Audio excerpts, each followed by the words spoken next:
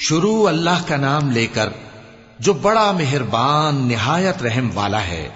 ہم نے نوح کو ان کی قوم کی طرف بھیجا کہ پیشتر اس کے کہ ان پر درد دینے والا عذاب واقع ہو اپنی قوم کو خبردار کر دو۔ انہوں نے کہا کہ بھائیو، میں تم کو کھلے طور پر خبردار کرتا ہوں کہ اللہ کی عبادت کرو اور اس سے ڈرو اور میرا کہا مانو، وہ تمہارے گناہ بخش دے گا اور موت کے وقت مقرر تک تم کو مہلت عطا کرے گا۔ جب اللہ کا مقرر کیا ہوا وقت آ جاتا ہے تو تاخیر نہیں کی جاتی، کاش تم جانتے ہوتے۔ جب لوگوں نے نہ مانا تو نوح نے اللہ سے عرض کی کہ پروردگار، میں اپنی قوم کو رات دن بلاتا رہا لیکن میرے بلانے سے وہ اور زیادہ گریز کرتے رہے۔ جب میں نے ان کو بلایا کہ توبہ کریں اور تو ان کو معاف فرمائے تو انہوں نے اپنے کانوں میں انگلیاں دے لی اور اپنے اوپر کپڑے اوڑھ لیے اور اڑ گئے اور خوب تکبر کرنے لگے۔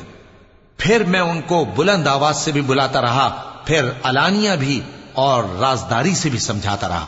پھر میں نے کہا کہ اپنے پروردگار سے معافی مانگو کہ وہ بڑا معاف کرنے والا ہے۔ وہ تم پر آسمان سے موسلا دھار میں برسائے گا اور تمہارے مال اور بیٹوں میں اضافہ کرے گا اور تمہیں باغ عطا کرے گا اور ان میں تمہارے لیے نہریں بہا دے گا۔ تم کو کیا ہوا ہے کہ تم اللہ کی عظمت کا اعتقاد نہیں رکھتے، حالانکہ اس نے تم کو طرح طرح کی حالتوں میں پیدا کیا ہے؟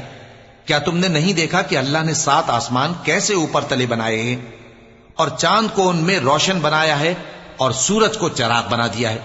اور اللہ ہی نے تم کو زمین سے ایک خاص طرح سے پیدا کیا ہے، پھر اسی میں تمہیں وہ لوٹا دے گا اور اسی سے تم کو نکال کھڑا کرے گا۔ اور اللہ ہی نے زمین کو تمہارے لیے فرش بنایا تاکہ اس کے بڑے بڑے کشادہ رستوں میں چلو پھرو۔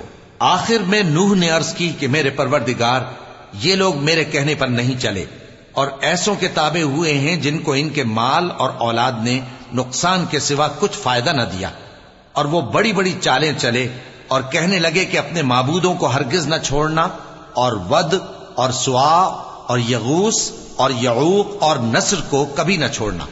اور اے پروردگار، انہوں نے بہت لوگوں کو گمراہ کر دیا ہے اور تو ان ظالموں کو اور زیادہ گمراہ